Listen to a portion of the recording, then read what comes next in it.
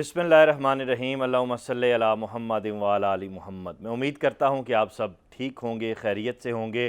Programme के आगाज़ में हमेशा की तरह आज भी आपसे दरख्वास्त करूँगा कि कोरोना के हवाले से जो हुकूमती SOPs हैं उनको फॉलो करें और उसके साथ साथ अपना ख्याल रखें, क्योंकि अगर आप अपना ख्याल रखेंगे तो आप अपने पूरे घर वालों का ख्याल रखेंगे, कम्युनिटी का ख्याल रखेंगे, इंसानियत का ख्याल रखेंगे।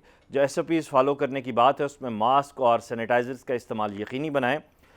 इस दरख्वास्त के बाद बढ़ते हैं आज के प्रोग्राम का जो हमारा मुद्दा है उसकी जानिब। आप जानते हैं कि जैसे हम हर अपने एपिसोड में एक मुअज़्ज़ज़ शख्सियत को दावत देते हैं, उनकी ज़िंदगी से जुड़ी कामयाबियाँ और फिर आज वो क्या कर रहे हैं और मुल्क व कौम के लिए क्या उनके पास विज़न है उस पर हम बात करते हैं। सो नाज़रीन, उससे पहले मैं एक दो जुमले कहना चाहूँगा। किसी भी मुल्क की तरक्की की रफ़्तार को अगर देखना हो, उसकी खूबसूरती को देखना हो, वहाँ के लोगों के मायार ज़िंदगी को, तर्ज़ ज़िंदगी को नहीं, मायार ज़िंदगी को अगर आपने देखना हो तो ये देखें कि वहाँ के जो छोटे शहर हैं उनका कंसेप्ट लेवल क्या है और उसके साथ साथ वहाँ के जो तारीख़ी शहर हैं और जो बड़े शहर हैं। ये तीन हिस्से होते हैं किसी भी मुल्क के, चाहे वो बड़ा है चाहे छोटा है। इन शहरों को ही हम उस मुल्क की बैकबोन शुमार करते हैं। सो ये बैकबोन जितनी खूबसूरत होगी, जितनी ताकतवर होगी, उतना ही वो मुल्क भी तरक्की करेगा। इस तरक्की की रफ्तार और इस शरह को मापने के लिए जो आला है वो मायार ज़िंदगी है। इस मायार ज़िंदगी को बेहतर बनाने में जहाँ लोग खुद किरदार अदा करते हैं, वहीं उस शहर में जो हुकूमती नुमाइंदगान जो मुख्तलिफ़ ओहदों पर मौजूद होते हैं, जो ब्यूरोक्रेट्स होते हैं, जिन्हें हम किसी भी हुकूमत का दिमाग कहते हैं, वो दिमाग जब बेहतर अंदाज से काम करता है तो फिर उस मुल्क की तरक्की को कोई नहीं रोक सकता। आज ही हम एक ऐसे दिमाग से आपका तारुफ़ करवाने जा रहे हैं, एक ऐसी विजनरी शख्सियत से जिन्होंने बहावलपुर जैसे तारीख़ी शहर में जब अपने काम का आगाज़ किया, जिन प्रोजेक्ट्स को वो लेकर आईं, जिन मिशंस को लेकर वो आगे बढ़ रही हैं, जिसमें सबसे बड़ा मिशन जो है वो वज़ीर-ए-आज़म पाकिस्तान जनाब इमरान खान साहब का नए पाकिस्तान का विज़न है। वज़ीर आला पंजाब जनाब उस्मान साहब का सरसब्ज़ जो पंजाब है, क्लीन एंड ग्रीन पंजाब है, उसको लेकर आगे बढ़ रही हैं। तो मेरी जो मुराद है वो हैं चेयरपर्सन PHA बहावलपुर मोहतरमा शहला एहसान साहिबा। आपको प्रोग्राम में खुशामदीद कहते हैं। मादाम अस्सलाम अलैकुम, कैसी हैं आप? वालेकुम अस्सलाम वकास साहब, बहुत शुक्रिया और मेरे लिए इतने ग्रेट वर्ड्स यूज़ करने के लिए भी मैं आपकी बेहद मशकूर हूँ। अल्फाज बुनियादी तौर पर हम अपने उन तमाम अकाबरीन के लिए ये लुग़त तरतीब देते हैं या तरतीब दी गई है जो काम कर रहे हैं, क्योंकि आप लोगों का काम ही जो है वो हम लोगों के लिए है, पाकिस्तान की आवाम के लिए है। सो काम की जानिब भी बात करेंगे, लेकिन पहले बात करते हैं आपके हवाले से। ज़रा मेरे समेत नाजरीन को भी बताइएगा कि आपका आबाई इलाका कौन सा है और आपके जो बचपन के दिन थे वो कैसे गुजरे? वकास साहब, ऐसा है कि मैं बेसिकली बहावलपुर से ही बिलोंग करती हूँ। मेरा दाद पोता अब्बासी ख़ानदान से ताल्लुक़ है और मैंने हमेशा इस चीज़ पे फ़ख्र महसूस किया है कि मैं उस इलाके की बेटी हूँ जो कि कभी भी ग़ुलाम नहीं रहा। हम एक आज़ाद रियासत के बासी थे और अल्हम्दुलिल्लाह इसी तरह हमारा ज़हन, हमारी सोच और जो हमारा विज़न है वो हमेशा एक आज़ाद रहा है। तो मैं उस पर बहुत प्राउड फील करती हूँ। सही, एक तारीख़ी ख़ानदान आपका और उसकी बाकायदा एक तारीख़ भी मौजूद है, एक रिवायत भी मौजूद है, उरूज व ज़वाल की तमाम दास्तान भी है। और सबसे बड़ी बात यह है कि आज आप नए पाकिस्तान के लिए कंट्रीब्यूट भी करें। कंट्रीब्यूशन का सफ़र यकीनन ये मुक़द्दर का जो सिकंदर होता है इंसान, अल्लाह ताला ने उसकी तकदीर लिखी होती है। तो आपकी इब्तिदाई तालीम कहाँ से रही? आपका स्कूल, क्या आपको अपने स्कूल की जो हमजोलियाँ होती हैं, सहेलियाँ होती हैं, जो असातिज़ा होते हैं, वो याद हैं? आज भी मुलाकात होती है? जी बिल्कुल। बचपन तो एक वो सुनहरी दौर होता है कि जो शायद ज़िंदगी के आखिरी लम्हे तक नहीं भूलता। और अल्हम्दुलिल्लाह मेरा भी एक बचपन बहुत अच्छा और बहुत भरपूर गुज़रा। मेरा ब्रॉटअप यहीं बहावलपुर में हुआ है, इब्तदाई तालीम भी यहीं पे हुई है और मैंने फ़ाइन आर्ट्स में यहाँ से डिग्री ली थी बहावलपुर डिग्री कॉलेज से। और उसके बाद जैसे कि एक रूटीन में होता है कि शादी हो गई। सियासत में आने का ऐसा कोई मेरा ना इरादा था, ना ही मेरी सोच थी। हाँ, लेकिन मैं अपने इलाके के लिए ज़रूर कुछ करना चाहती थी, क्योंकि हमने वो अरूज भी देखा है अपने इलाके का और वो ज़वाल भी देखा है। तो हमारे लिए बड़ी ये तकलीफ़ दे सूरत हाल थी कि एक ऐसी रियासत जो कि सर उठा के पूरी दुनिया में जिसका चलती थी और जिस पे यूँ है कि बरतानिया जैसे हुक्मरान यहाँ आते थे اور وہ ان کو سر جھکا کے یہاں ٹھہرتے تھے. بات یہ کہ جو عزت احترام جو تکریم جو ہمارے نواب آف بہاولپور نے بنائی تھی وہ ہم سے کہیں کھو گئی. اور میں سمجھتی ہوں کہ ایک جو ہمارے ساتھ ٹریجڈی ہوئی جب ہند و پاک ایک ریاست کیا کہتے ہیں ایک ملک تھا, تو اس وقت یہ سمجھیں کہ ہم آزاد تھے, بہاولپور آزاد ریاست تھی.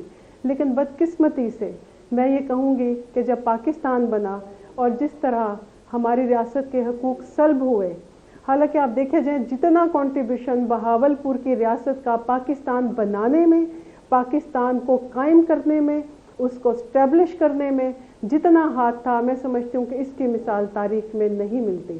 آج اگر پاکستان جس مقام پہ ہے, اگر بہاولپور کی یہ سپورٹ حاصل نہ ہوتی تو شاید میں کہہ سکتی ہوں کہ ہم یہاں نہ ہوتے. لیکن بدقسمتی یہ ہوئی کہ ہمیں اس طرح ہمیں وہ مقام نہ ملا, ہمیں وہ حق نہ ملا. اور میرا سیاست میں آنے کا جو مقصد تھا وہ ون اینڈ اونلی یہ تھا کہ اپنے جو علاقے کے حقوق ہیں اس کے لیے میں آواز بلند کروں اور عملی طور پہ میں اس میں حصہ لے کے اپنے ملک کے لیے اپنے علاقے کے لیے کچھ کر سکوں. ماشاءاللہ بہت اچھا بولتی ہیں, تو یقیناً آپ ڈیبیٹر بھی رہی ہوں گی, ہم نصابی سرگرمیوں میں بھی آپ حصہ لیتی رہی ہوں گی. جی جی بالکل, میں نے ڈبیٹس بھی کرتی رہی ہوں اور ماشاءاللہ پرائزز بھی لیتی رہی ہوں اپنی ایجوکیشن لائف میں. صحیح. تو آپ کی جو کالج لائف ہے, جو یونیورسٹی لائف ہے, ذرا اس کے بارے میں بھی ہمارے ناظرین کو بتائیے گا. جی جی, جیسے میں نے عرض کیا کہ میرے فائن آرٹس سے مجھے بہت زیادہ دلچسپی تھی اور میں نے پھر فائن آرٹس رکھی اپنی ایف اے میں بھی اور اپنے گریجویشن میں بھی میں نے فائن آرٹس کی. اور میرا ایبسٹریکٹ آرٹ میرا فیوریٹ سبجیکٹ ہوتا تھا اور اسی پہ میں نے کام کیا. لینڈسکیپ پہ میں نے بہت زیادہ کام کیا اور ایبسٹریکٹ آرٹ میرا جیسے میں نے آپ کو بتایا کہ میرا فیوریٹ تھا.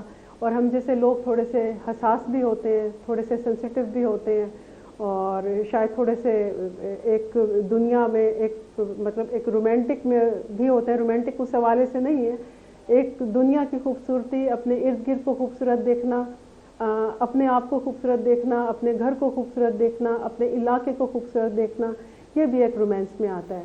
رنگ باتیں کریں اور باتوں سے خوشبو آئے. I am the lucky one کہ پہلے میں گھر کو خوبصورت کرتی تھی, اب مجھے موقع ملا ہے میں اپنے شہر کو خوبصورت کر رہی ہوں. پاکستان ایک شاعر کا خواب ہے اور ایک شاعرہ یا ایک تخلیق کار جو ہے یا ایک فنکار جو ہے, یقیناً وہ معاشرے کی آنکھ ہوتا ہے اور وہ معاشرے کے ان پہلوؤں پر بھی نظر رکھتا ہے جن پر ایک عام آدمی کی یا ایک عام سیاستدان کی یا ایک عام ورکر کی نظر نہیں ہوتی. میں آپ سے اب یہ جاننا چاہوں گا کہ ایک بات ہم کرتے ہیں کہ ہر کامیاب مرد کے پیچھے ایک عورت کا ہاتھ ہوتا ہے, لیکن آج روایت تھوڑی بدل رہی ہے. ہر کامیاب عورت کے پیچھے بھی ایک مرد کا ہاتھ موجود ہے, اس کی سٹینڈنگ بھی ہے. کیا آپ کی زندگی میں بھی ایسا ہے؟ بے شک جی, بے شک, 100%.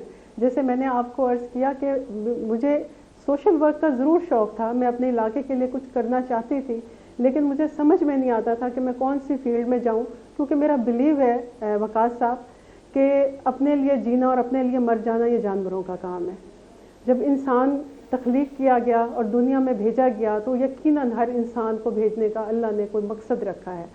تو میں ایسی موت مرنا نہیں چاہتی کہ میں اللہ کے پاس جاؤں تو یہ نہ کہہ سکوں کہ میں وہاں کچھ بھی نہیں کیا میں نے بچے پیدا کیے, میں نے ان کی شادیاں کی, میں نے اپنا گھر بنایا اور میں مر گئی. تو میرے لیے یہ بہت چھوٹی بات تھی. میں چاہتی تھی کہ میں اپنا کوئی کنٹریبیوشن ڈالوں اپنے ملک کے لیے, اپنے علاقے کے لیے, اپنے پیاروں کے لیے. تو عمران خان کو جب میں ایکچولی سنتی تھی تو مجھے ایسے لگتا تھا کہ جیسے میرے دل کی آواز ہے. تو سب سے پہلی بات یہ ہے کہ ہمارے گھر کا ماحول ایسا نہیں تھا کہ سیاست میں آیا جائے. لوگ یہی کہتے تھے سیاست میں ماحول اچھا نہیں ہے, لوگ اچھے نہیں ہوتے, آپ کو نہیں جانا چاہیے. میرے ہسبینڈ کا بھی یہی کہنا تھا. لیکن یقین کریں کہ جب میرے میاں نے مجھے اجازت دی اور بس انہوں نے مجھے ایک جملہ کہا, میں آج آپ کے سامنے یہ سیکریٹ اوپن کر رہی ہوں. انہوں نے کہا جی آپ جا رہے ہو تو بس یہ خیال رکھنا کہ آپ گھر کی عزت ہو. میں نے کہا جی نام نہیں آئے گا, حرف نہیں آئے گا. اور اس کے بعد جس طرح میرے میاں نے مجھے سپورٹ کیا, یقین کریں ہر لمحے پہ نہ صرف سپورٹ کیا اور گائیڈ کیا. آج میں جس مقام پہ ہوں اس میں بہت بڑا کنٹریبیوشن میرے میاں کا ہے اور اس میں کہنے میں کوئی حجاب نہیں ہے. اگر کامیاب مرد کے پیچھے ایک عورت ہوتی ہے تو کامیاب عورت کے پیچھے یقیناً آپ کے گھر کے مرد ہوتے ہیں۔ صحیح صحیح، بہت خوبصورت بات ہے، اور یہی اسلام کی خوبصورتی بھی ہے، یہی دین محمدی صلی اللہ علیہ وآلہ وسلم کی خوبصورتی بھی ہے، یہی اسوہ حسنہ بھی تھا۔ میں تھوڑا سا آگے بڑھوں گا، اپنے آپ کے بچے آپ نے تذکرہ کیا، تو کتنے بچے ہیں آپ کے ماشاءاللہ، اور کیا ورکنگ فیلڈز میں ہیں، کن عہدوں پہ ہیں، یا کیا کام کر رہے ہیں؟ آپ کے ہسبینڈ کیا کرتے ہیں؟ جی میرے 2 بیٹے ہیں، ایک ماشاءاللہ ریل اسٹیٹ میں کام کر رہا ہے، ایک سافٹ ویئر انجینئر ہے، اور میرے ہسبینڈ کا بھی ریل اسٹیٹ سے وابستہ ہے، اور یہی ہمارا سمجھے کہ روزگار کا ذریعہ ہے۔ صحیح، یہی اوڑھنا بچھونا ہے۔ بہت خوبصورت باتیں چل رہی ہیں محترمہ شہلا احسان صاحبہ سے، آپ چیئرپرسن ہیں پی ایچ اے بہاولپور کی، اور جیسا کہ مادام نے بتایا کہ مصوری سے بھی آپ کا بہت گہرا تعلق ہے، تو آپ نے جو بنیادی طور پر ایک فیلڈ، ایک آرٹسٹ جب بھی کوئی، چاہے وہ شادی شدہ ہو جائے نہ ہو، لیکن اس کے دل میں ایک ایم ہوتا ہے، ایک خواب ہوتا ہے کہ ایک شاعر ہے تو اس کی کتاب چھپنی چاہیے، ایک مصور ہے تو اس کی ایگزیبیشن ہونی چاہیے۔ فائن آرٹ سے جڑے ہوئے جو لوگ ہیں، وہ فائن آرٹس کی جو مختلف شیپس ہیں، جو مختلف شعبہ ہائجات ہیں، ان سے جڑے ہوتے ہیں، تو ان کی خواہش ہوتی ہے کہ ان کی بھی پذیرائی ہو، ان کی بھی رونمائی ہو۔ تو زندگی میں کبھی آپ نے سوچا کہ جو ہے اس طرح آپ کی زندگی کا یہ پہلو بھی اجاگر ہونا چاہیے؟ اچھا وقاص صاحب، ایسا ہے کہ میں شاید میڈیا پرسن اتنی ہوں نہیں، اور میں جو کام کرتی ہوں، مجھے ایسا کوئی شوق نہیں ہے کہ وہ میں دنیا کے سامنے دکھاؤں۔ ہاں البتہ یہ ضرور ہے کہ اگر میں کوئی اچھا کام کرتی ہوں تو وہ 4 لوگوں تک ضرور پہنچے۔ ایک موٹیویشن کی حد تک تو میں سمجھتی ہوں کہ ایسا ہونا چاہیے، تاکہ لوگ آپ کی تقلید کر سکیں اور آپ کے ساتھ اس کام کو بڑھا سکیں۔ تو باقی اگر خود نمائی کی بات ہے تو وہ میری شخصیت کا حصہ نہیں ہے۔ صحیح، بڑی خوبصورت بات ہے، اور شہلا احسان صاحبہ سے اب بریک کے بعد ہم واپس آئیں گے، اور ہم بات کریں گے ان کے سیاسی سفر کے حوالے سے، جنوبی پنجاب میں تحریک انصاف کے مستقبل، بالخصوص بہاولپور میں اس کے فیوچر کے حوالے سے، اس کے مضافات میں فیوچر کے حوالے سے، اور پھر اس کے ساتھ ساتھ پی ایچ اے میں ان کے کیا پلانز ہیں، کیا پروجیکٹس ہیں۔ ساتھ رہیے گا۔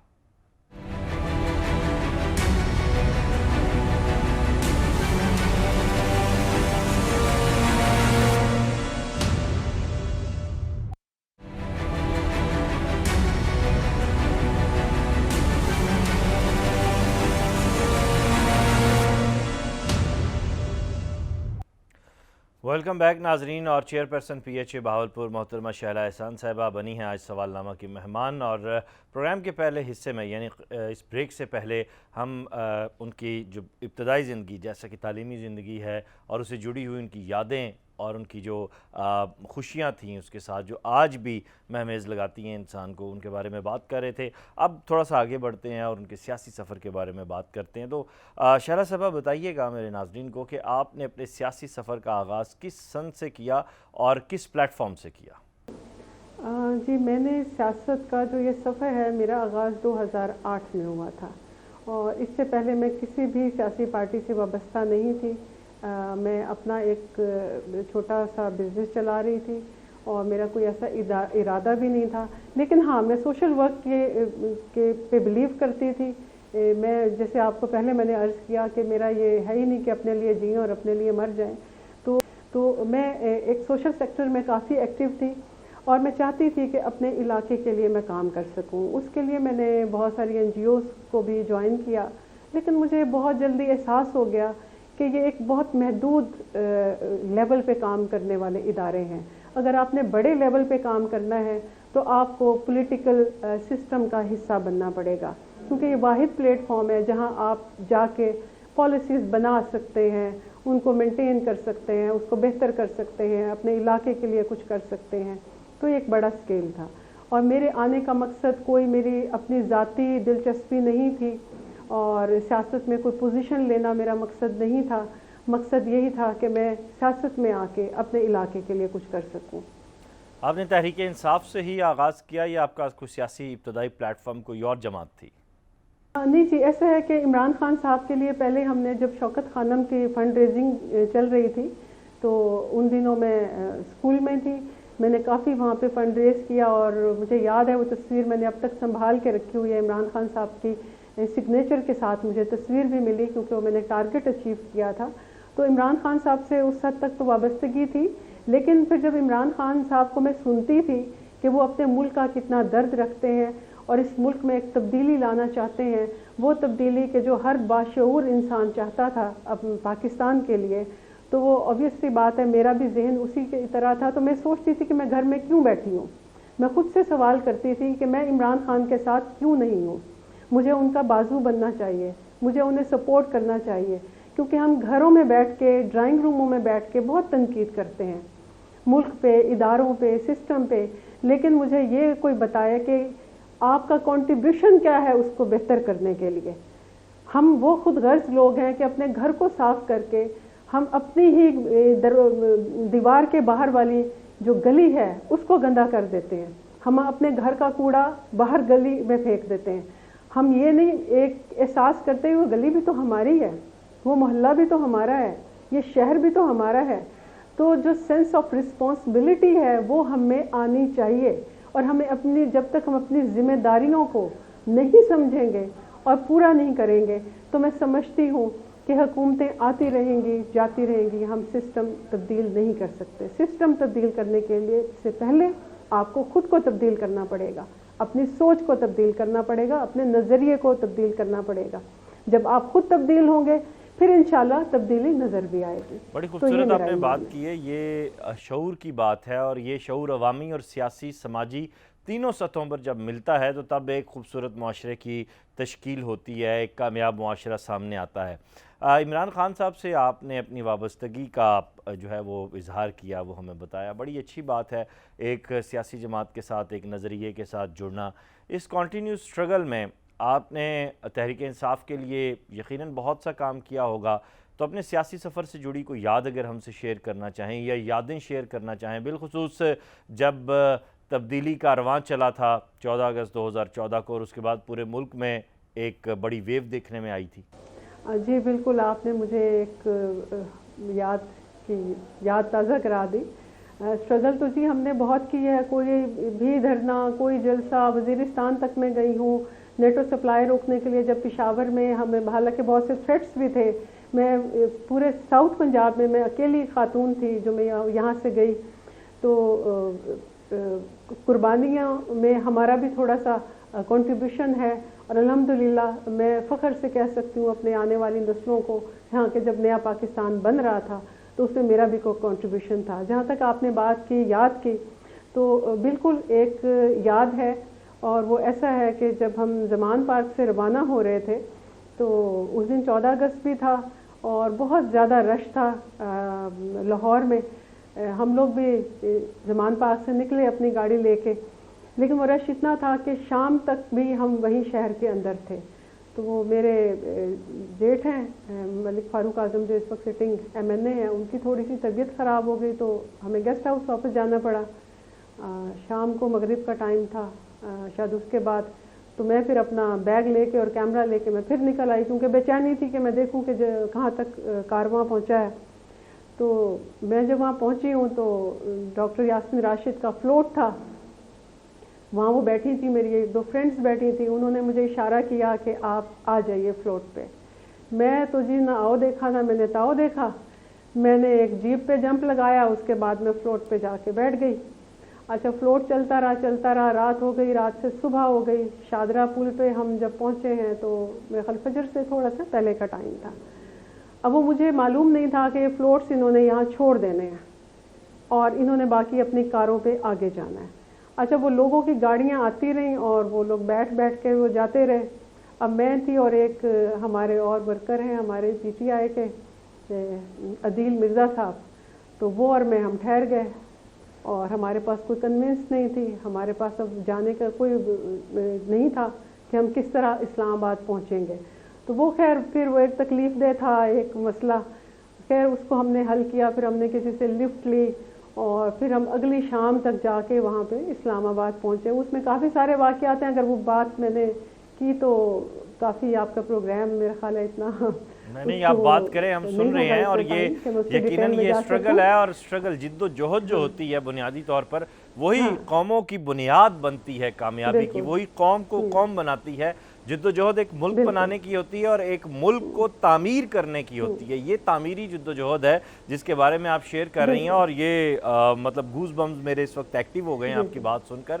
اور اس سٹرگل میں بھی، قیام پاکستان میں بھی ناظرین اگر ہم دیکھیں تو خواتین کی، ہماری ماؤں بہنوں بیٹیوں کی اس وقت کی جدوجہد جو ہے وہ تا قیامت یاد رکھی جاتی ہے۔ ہماری مائیں اور ہماری بہنیں جنہوں نے اپنی ناموس قیام پاکستان کے لیے قربان کر دی، اپنی جانوں کی قربانیاں دیں، اپنی مال کی، اپنی اولاد کی انہوں نے قربانیاں دیں، آج یہ بھی ہماری مائیں ہیں، یہ بھی ہماری بہنیں ہیں، یہ بھی ہماری بیٹیاں ہیں جنہوں نے پاکستان کی تعمیر کے لیے، پاکستان کی ترقی کے لیے، ایک خوشحال اور نیا پاکستان بنانے کے لیے اپنے آپ کو صرف کیا ہے، اپنے ٹائم کو صرف کیا ہے، اپنے گھر بار کو چھوڑا ہے، اپنے اولاد کو چھوڑا ہے۔ یقیناً ایک ماں جو ہے اس کے لیے سب سے بہترین وقت وہ ہوتا ہے جو وہ اپنی اولاد کے ساتھ بسر کرتی ہے۔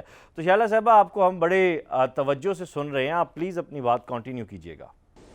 جی ایکچولی میں نے آپ کو بتایا کیونکہ میں ایمرجنسی میں نکلی ایک چھوٹا سا ہینڈ بیگ اور ایک کیمرہ لے کے، تو وہ جو چند گھنٹے تھے وہ بالکل بے سر و سامانی کے تھے، پیسے بھی نہیں تھے ہمارے پاس اور کھانے پینے کا بھی ایسا ہمارے پاس کوئی وہاں پہ ارینج نہیں تھا۔ روڈ پہ ہم کھڑے تھے، صبح ہونے والی تھی، سواری کوئی نہیں تھی، اور عدیل مرزا صاحب اب تو میرا جانتا ہے پورا پاکستان ان کو بخار تھا شدید، اینک بیچاروں کی ٹوٹ گئی ان کی، اور پھر ہم اگر کسی سے لفٹ لی تو پھر وہ تھوڑا سا ہمیں لگا کہ شاید کوئی رسکی معاملہ ہے، تو وہ یقین کریں پوری رات کے تھکے ہوئے، اور پھر اسلام آباد تک جب ہم نہیں پہنچے ہم نے ایک اونگ بھی نہیں لی، اور وہ بڑا تکلیف دہ وہ ٹائم تھا ہمارے لیے، لیکن الحمدللہ ہم سیف اینڈ ساؤنڈ وہاں پہنچ گئے، اور پھر وہاں سیدھے ہم وہاں پنڈال میں پہنچے تو وہاں کوئی بیٹھنے کی جگہ نہیں تھی، وہاں کوئی اس طرح کا ارینجمنٹ نہیں تھا جو کہ دھرنے کے لیے ہونا چاہیے تھا۔ بعد میں عمران خان صاحب اس پہ کافی نالاں بھی ہوئے، ایک دو دن میں سسٹم ٹھیک ہو گیا۔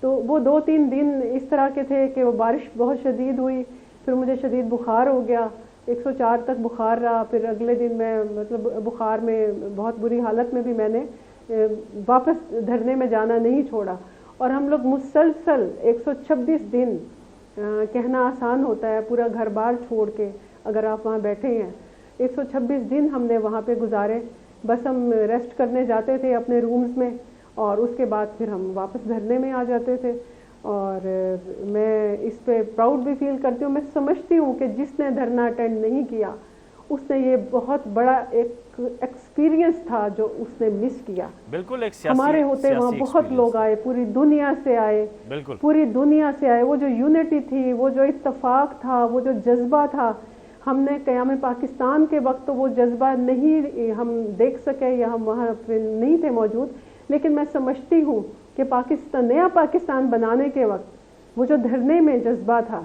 وہ بھی اگر کسی نے ایکسپیرینس نہیں کیا تو میں سمجھتی ہوں کہ اس کی بدقسمتی ہے۔ اس وقت ایک قوم بلٹ ہو رہی تھی، ایک قوم بن رہی تھی، ہماری جو آنے والی نسلوں کو عمران خان نے جس طرح وہاں تیار کیا، الحمدللہ آج ہم اس ٹریک پہ آ گئے ہیں کہ ہم نئے پاکستان کی ہم نے شروعات کر دی ہے۔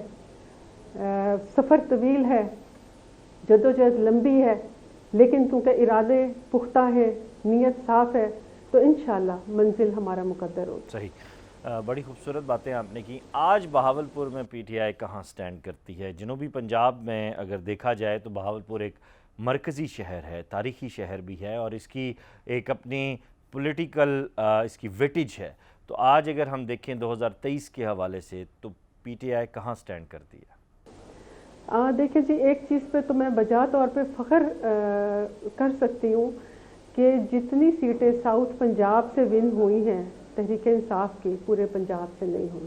آج اگر گورنمنٹ ایگزسٹ کر رہی ہے پنجاب گورنمنٹ کی تو وہ ہمارے ساؤتھ کی سیٹوں کی وجہ سے ہے، کیونکہ پورا ساؤتھ، ملتان، خاص طور پہ بہاولپور کا جو ہمارا ورکر ہے اس نے جہاد سمجھ کے یہ کام کیا ہے، اور میں سمجھتی ہوں کہ اس میں بہت بڑی کامیابی ہمارے جو لیکن آج آپ کی بات قطع کلامی کی معافی چاہتا ہوں، آپ کی بات بالکل درست ہے، لیکن آج political differences P T I کے اندر بھی جنوبی پنجاب میں کافی زیادہ بڑھ چکے ہیں۔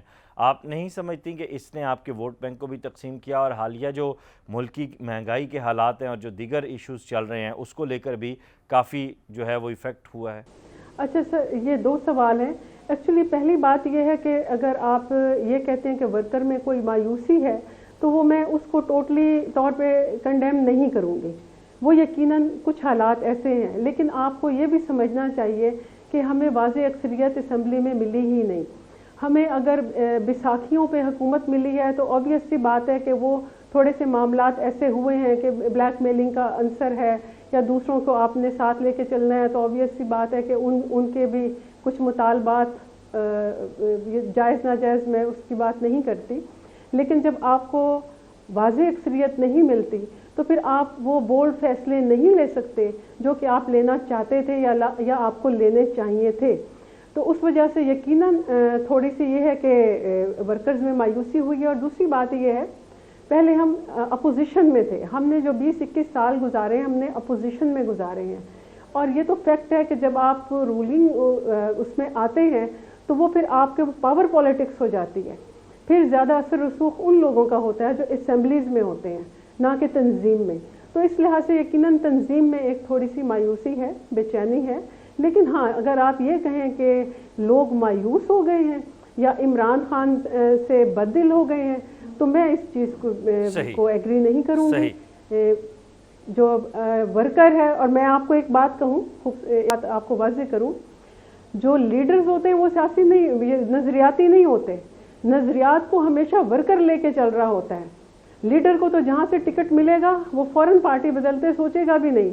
لیکن ہمارے یہ جو ہماری رگوں میں بہتا ہوا خون ہے، یہ جو ہمارا ورکر ہے، اصل طاقت یہ ہے. اور عمران خان کی اصل اسٹرینتھ بھی یہ ہے. اور کل کو انشاءاللہ جب عمران خان کو ضرورت ہوگی تو یہ ہراول دستہ اس کے لیے تیار رہے گا. بڑی خوبصورت باتیں آپ کر رہی ہیں ورکرز کے حوالے سے. اب پی ایچ اے کے حوالے سے آپ نے جو پروجیکٹس کا آغاز کیا ہے اس پہ ہم بات کریں گے اس بریک کے بعد.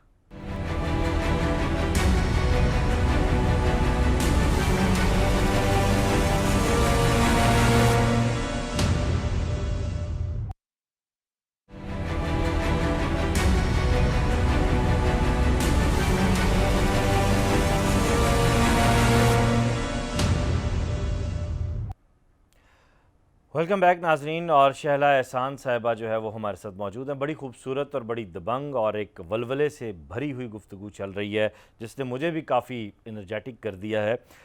سب سے پہلے تو اب ہم نے جو اس سیشن میں سب سے پہلے بات کرنی ہے وہ شہلا احسان صاحبہ سے پی ایچ اے کی ورکنگ اور جو وی این لے کر انہوں نے as a chairperson P H A Bahawalpur کو اپنے سفر کو آغاز کیا، اس سیٹ کو سنبھالا. تو شہلا صاحبہ اپنے اس سفر کے آغاز کے بارے میں پہلے ہمیں بتائیے گا، پھر آپ کے پروجیکٹس کی جانب بڑھتے ہیں. جی، تو میں وقار صاحب یہ کہنا چاہ رہی ہوں کہ جب میں نے پی ایچ اے جوائن کیا اکتوبر میں، تو اس وقت ہماری نئی گورنمنٹ بنی تھی اور ہمیں بدقسمتی سے سسٹم اس طرح سپورٹ نہیں کر رہا تھا کہ جس طرح کرنا چاہیے. تو جب میں آئی ہوں تو مجھے 2 دن بعد کہا گیا آپ کا یہاں کوئی آفس نہیں ہے اور آپ کو یہاں روز آنے کی ضرورت نہیں ہے. جب بی او ڈی کا اجلاس ہوگا تو ہم آپ کو بلا لیں گے. تو اس لحاظ سے مطلب میری ایکسیپٹنس آفس میں نہیں تھی. اب وہ ہمیں تو عمران خان صاحب کی ٹریننگ تھی کہ کام کرنا ہے اور ہر صورت میں کرنا ہے. اور اللہ کا شکر ہے کہ جو مجھے فیلڈ دی گئی وہ میرے مطلب فیوریٹ ایک ادارہ تھا ڈیوٹیفیکیشن کے حوالے سے، اور ایک جذبہ بھی تھا. اور دوسری بات یہ ہے کہ اعزازی عہدے جب رکھے جاتے ہیں کسی بھی اداروں میں تو اس کا مقصد یہی ہوتا ہے کہ گورنمنٹ اپنی پالیسیوں کو امپلیمنٹ کرا سکے. اور عمران خان صاحب کی جو گرین کلین سونامی انڈیکس ہے وہ اس وقت یہ سمجھے کہ میجر وہ جو ہمارا ہے پروجیکٹ پاکستان میں چل رہا ہے ہائی لیول کا، تو وہ مجھے اعزاز نصیب ہوا کہ میں اس میں کام کروں یا اپنا کنٹریبیوشن ڈالوں. اب وہ میرے لیے بڑے ہی حالات ورس تھے کہ میں کس طرح جگہ بناؤں. یہاں پہ ایک گروپ بندی بہت تھی، بہت سارے باقی معاملات تھے اور مجھے اتنا معلوم بھی نہیں تھا آفس کے معاملات کا. بہرحال میرا جذبہ تھا، میں نے ہار نہیں مانی. بہت سارے حالات مجھے فیس کرنے پڑے. کچھ لوگ مجھے راستے میں روک لیتے تھے، آفس میں نہیں آنے دیتے تھے. تو مطلب اس طرح کے پرابلم تھے کہ کوئی بھی بندہ بہت جلدی مایوس ہو کے ہٹ جائے. یعنی لیکن الحمدللہ بات یہ ہے کہ جب جی، کہنے کا مقصد یہ ہے کہ جب آپ کی نیت ہو کچھ کرنے کی تو آپ کو کوئی بھی روک نہیں سکتا. بڑی خوبصورت ہاں آپ میں نے ایک بات عورت کی ہے. ہوں، عورت کے جہاں ایڈوانٹیجز ہوتے ہیں بالکل بالکل. جی وہاں پہ ڈس ایڈوانٹیجز بھی ہوتے ہیں. آپ کو خواتین کو ایزی لیا جاتا ہے، ان کو سیریس نہیں لیا جاتا. وہ سمجھتے ہیں کہ شاید ایک یہ محدود سوچ کے مطلب خاتون ہے. تو اس طرح کے پرابلمس میں نے دیکھے. لیکن پھر وہ میں نے جب ڈیلی میں نے آنا شروع کیا اور پھر میں نے دیکھے معاملات کہ اس میں سے لوگ کون سے اچھے ہیں جو پازیٹیو سوچ رکھتے ہیں، ان کے ساتھ مل کے جی میں نے ٹیم بنائی. اور پھر اس کے بعد میں نے یہ کیا کہ جو خاص طور پہ جو ہمارا درجہ 1 سے درجہ 4 کے لوگ ہیں، میں نے ان کو اپریشیٹ کرنا شروع کیا. کیونکہ ہم کوئی بھی اسکیم بناتے ہیں اسے ایگزیکیوٹ تو ہم نے انہی کے ذریعے کرنا ہے. بالکل درست اور بات. ان کو اگر میں ان کی حوصلہ افزائی نہیں کرتی، ان کو میں رسپیکٹ نہیں دیتی تو میں کام نہیں کر سکتی. بہت اچھی آپ کی پازیٹیو یہ میں نے سوچ دیکھی ہے کہ آپ اپنے ورکرز کو اب بھی اپریشیٹ کر رہی ہیں. عموماً ایسے ہوتا ہے کہ جو سینئرز ہوتے ہیں، اعلیٰ عہدوں پہ براجمان افسران ہوتے ہیں، وہ ایسا نہیں کرتے. اب چونکہ ہم پروگرام کے آخری حصے میں ہیں، ہمارے پاس وقت بھی کم ہے، آپ کے پروجیکٹس بھی بہت زیادہ ہیں، ان کو ڈسکس کرنا ہے، تو میں کٹ ٹو شارٹ ذرا آپ کے پاس آگے چیزوں کو لے کر چلوں گا. بہاولپور کے اس وقت پارکس کی کیا صورتحال ہے؟ پی ایچ اے کے پاس کون کون سے پارکس ہیں؟ ہمارے پاس جی اس وقت جو ورکنگ میں ہیں 22 پارکس ہیں. ایک انڈر ڈیولپڈ ہے اور وہ آفٹر جون انشاءاللہ ہمیں ہینڈ اوور ہو جائے گا. اور تمام کے تمام پارکس بہت اچھی حالت میں ہیں الحمدللہ. اس میں ایک لیڈیز پارک ہے. لیڈیز پارک کا اس لیے میں خصوصاً ذکر کروں گی کہ اس میں صرف لیڈیز آتی ہیں. آپ دوپٹہ اتار کے بھی وہاں واک کر سکتے ہیں. وہاں پہ آؤٹ ڈور جم ہے، وہاں پہ ان کے لیے کینٹین ہے اور بالکل گھر والا ماحول ہے. جیسے آپ گھر سے نکل کے دوسرے گھر میں آ گئے ہیں، اس طرح کا ہم نے وہاں ماحول رکھا ہوا ہے. ایک ہمارا اسپیشل چلڈرن پارک ہے، اس کو میں اسپیشلی اس لیے مینشن کروں گی کہ وہاں جو ہمارے اسپیشل چلڈرن ہیں وہ جاتے ہیں اور وہ اس کو ہم نے انتہائی خوبصورت بنایا ہوا ہے. وہاں ہم ان کے لیے اینولی فنکشنز کرتے ہیں تاکہ بچوں کو انٹرٹینمنٹ بھی حاصل ہو. باقی جتنے ہمارے پارک ہیں ہم انہیں ہر سیزن میں پھولوں سے بھرتے ہیں اور انتہائی ہمارے خوبصورت پارک ہیں. اور جو بھی وزٹ کرنا چاہے ہمارے پارکوں کے دروازے ان کے لیے کھلے ہیں، کیونکہ یہاں پہ اور اتنی انٹرٹینمنٹ کے چھوٹے شہروں میں جگہ نہیں ہے.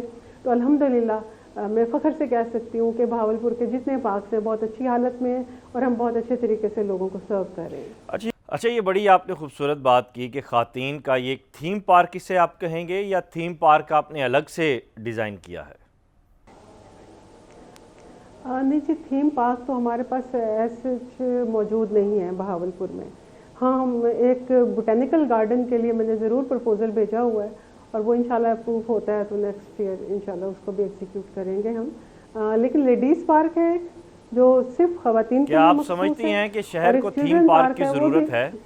بالکل ضرورت ہے. یہاں پہ پارکس کی بہت زیادہ ضرورت ہے کیونکہ ہمارا جو انوائرمنٹ ہے چھوٹے شہروں کا، یہاں پہ آپ یہ دیکھیں کہ تفریح کے لیے کوئی بھی خاص جگہ نہیں ہے.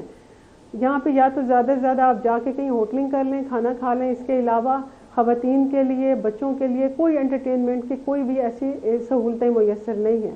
تو اس بارے میں ہم نے کافی سارا پلان کیا ہے، گورنمنٹ کو پرپوزل بھی بھیجے ہیں اور انشاءاللہ اگر فنڈ ریلیز ہوتے ہیں تو انشاءاللہ اس پہ کام کریں گے. آپ نے کہا اگر فنڈ ریلیز ہوتے ہیں تو میں چلیں یہیں پوچھ لیتا ہوں آپ سے. سوال مجھے بہت بعد میں کرنا تھا کہ بجٹ کی کیا صورتحال رہی آپ کے پاس، فنڈنگ کی کیا صورتحال رہی؟ اب نیکسٹ بجٹ بھی سر پر ہے تو اس سے پہلے آپ کیا امید کر رہی ہیں؟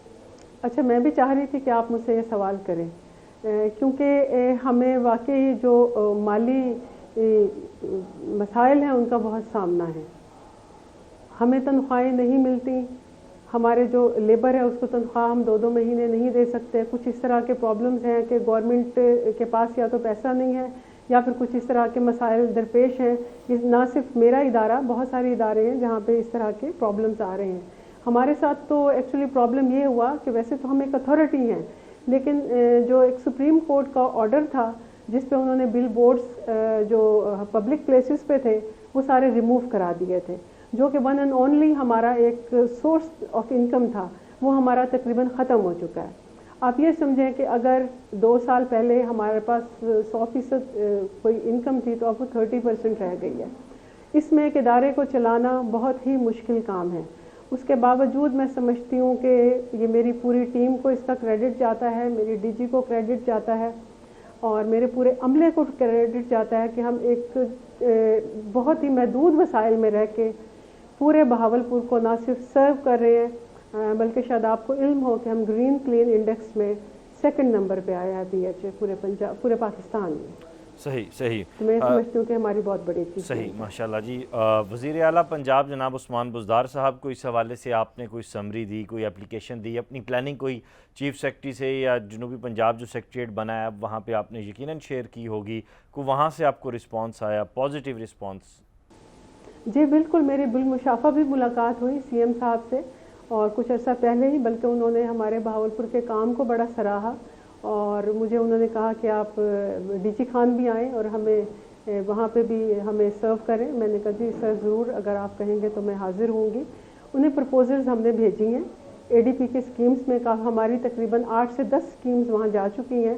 لیکن میں نے جیسے آپ کو بتایا کہ شاید کوئی فنڈز کی کچھ کمی ہے کہ ان کا اپروول نہیں ہو رہا ہے. جو ہی اپروول ہوگا, اور ہم پوری کوشش بھی کر رہے ہیں کہ ہم اس میں سے آدھی اسکیمز بھی اگر ہمیں مل جائیں تو میرے خیال ہے ہم شہر کو اس سے مزید خوبصورت اور بہتر بنا سکتے ہیں.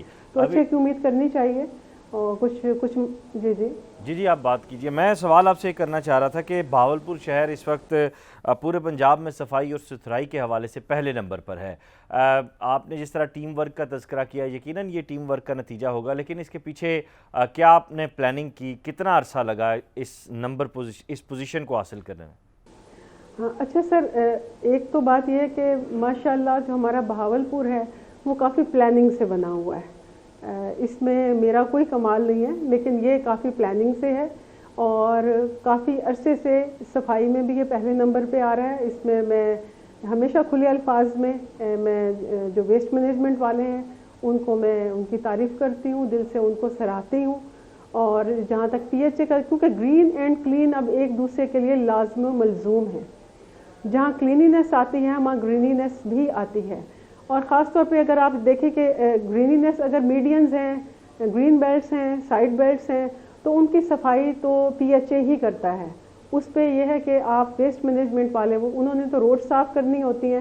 اگر آپ یہاں کے مشاہدہ کریں تو آپ کو گرین بیلٹس میں پتے گرے ہوئے بھی نظر نہیں آئیں گے. میری 1-2 دوست اسلام آباد سے آئے تو ان کا یہاں پتے نہیں گرتے. ہم نے کہا جی بالکل گرتے ہیں, لیکن ہم ساتھ ساتھ ان کو صاف کرتے رہتے ہیں. تو میڈینز کی صفائی, گرین بیلٹس کی صفائی, آئلینڈ کی صفائی, پارکس کی صفائی, وہ سارے پی ایچ اے کرتا ہے. اور الحمدللہ میں سمجھتی ہوں کہ ہمارا ویسٹ مینجمنٹ اور ہمارا پی ایچ اے بہت اچھی جاب کر رہا ہے. اور ہمارے ہاں ایک رواج ہے کہ کوئی اچھا کام کرتا ہے تو اس کو اپریشیٹ اس طرح نہیں کیا جاتا. میں اس بات کی مخالفت کرتی ہوں, اور جو بھی اچھا کام کرتا ہے اس کو اپریشیٹ کرنا چاہیے, اس کی حوصلہ افزائی ہوتی ہے تاکہ وہ اس سے بہتر کام کرے. صحیح. یہ آپ کا آج کا میسیج سمجھا جائے, آخری منٹ ہے, یا آپ کو میسیج دینا چاہیں گی؟ جی بالکل, میرا میسیج یہی ہے, سب سے پہلے جیو اور جینے دو, دوسروں کے لیے جئیں, دوسروں کے لیے کچھ کریں. اپنے لیے ہر کوئی کرتا ہے, اپنے علاقے کے لیے کچھ کریں, اپنے لوگوں کے لیے کچھ کریں. اور پازیٹیوٹی بہت ضروری ہے. ہم لوگ ہمیشہ کسی بھی چیز کا تاریک پہلو دیکھتے ہیں, ہم اس کا روشن پہلو دیکھتے ہی نہیں ہیں. ہم صرف عادی ہو گئے ہیں تنقید برائے تنقید کرنے کی. میں آپ کے توسط سے میسیج دوں گی, جس کو اگر کوئی چیز غلط لگ رہی ہے, بری لگ رہی ہے, آئیں, ہاتھ بڑھائیں اور اس کو ٹھیک کریں. بہت شکریہ آپ کا. ٹھیک کرنے میں ہماری مدد دیں, ہمیں مشورہ دیں, تاکہ ہم اس پاکستان کو زیادہ بہتر, خوبصورت اور محفوظ ملک بنا سکیں. بہت شکریہ آپ کا, آپ نے ہمیں وقت دیا. اور یقیناً شہلا احسان صاحبہ کی اس بات کے ساتھ میں آج کے پروگرام کا اختتام کروں گا. وقاص عزیز اور ٹیم سوال نامہ کو دیجیے اجازت. خدا حافظ.